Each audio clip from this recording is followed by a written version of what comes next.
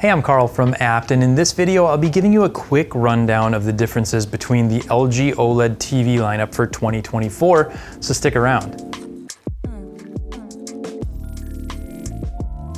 Behind me are the B4, C4, and G4 OLEDs, all in 65-inch sizes. I've turned off all the energy saving settings, set them all to filmmaker mode, and put the OLED brightness at 100 to keep things consistent for the purposes of this video. To start, we'll take a look at the designs. From the front, they all look pretty much the same, but as you look from the side, you'll see the G4 has a metal trim around the perimeter of the screen that gives it a more upscale look. You'll also see some differences in the pedestals. The B4 has two wide set feet, and the C4 and G4 each have a center mounted stand. However, the stand only comes with the 55 and 65-inch versions of the G4. The larger versions come with a wall mount inside the box.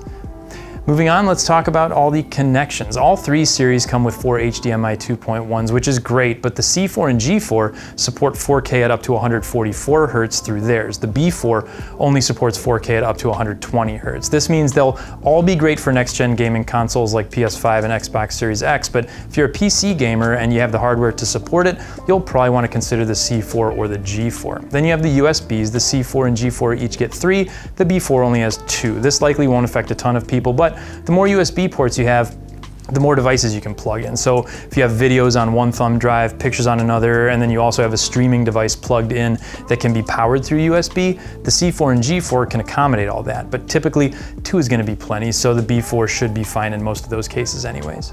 The C4 and G4 also both get an IR port and the B4 does not. And the last connection difference is in the Wi-Fi. The B4 and C4 both use Wi-Fi 5 and the G4 uses Wi-Fi 6E, which can accept faster speeds if you have a newer router that offers that particular frequency band.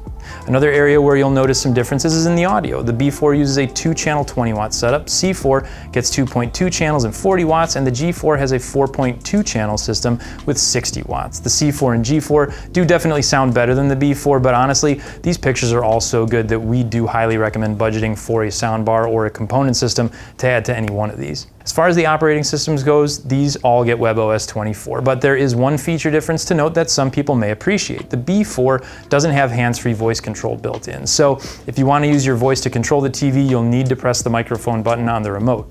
The C4 and G4 have far-field microphones built in that can be activated by using the appropriate phrase that we're not going to say so we don't accidentally activate any of your products if you happen to be listening to this video out loud.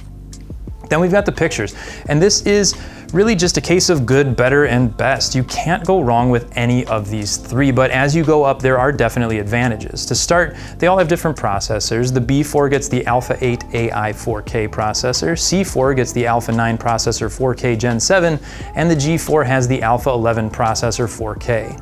As you move up in the lineup, you'll see improvements to the upscaling of lower resolution content, improvements in the HDR performance, and maybe the most noticeable difference, improvements in the brightness. The C4 series at 55 inches and larger all get LG's brightness booster feature, and every size of the G4 gets brightness booster max for an even higher output. The B4 doesn't have any supplemental brightness enhancements, but on its own, it's still pretty darn good. It's very similar to last year's C3. Now, another difference you may notice is the way they handle glare. The B4 and the G4 both seem to disperse the light when it hits the screen, but the C4 keeps it pretty focused. I personally prefer the way the C4 handles it, but I realize that not everyone's going to share that same opinion, so be sure to let us know your thoughts down in the comments. Finally, the warranties are a little different. They all come with a standard 1 year of coverage on parts and labor, but on the G4, you get 5 total years of coverage on the panel. Just remember the labor isn't covered from years 2 through 5, but still, it's a little bonus you get with the G4. With all that said, these TVs are not all that dissimilar, so how do you decide which one to go with? Well, if you're a videophile who's watching each and every detail on the screen, the G4 is definitely the one for you, plus you get that extra panel coverage. If you're a casual viewer who's also a PC gamer with a higher-end graphics card, or you want a great TV for a room that gets a lot of light but don't want to spend the extra money on the G4, you'll definitely want to check out the C4.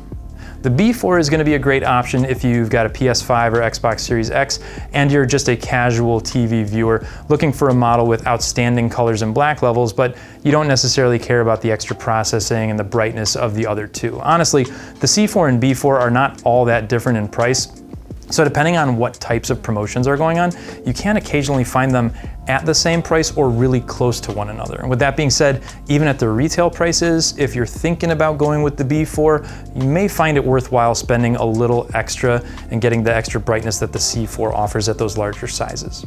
So which one are you going with? Make sure to let us know down in the comments. If you have any questions on any of the 2024 OLED lineup from LG, be sure to contact the experts here at Abt. We're always happy to help. Thanks for watching, and we'll see you in the next one.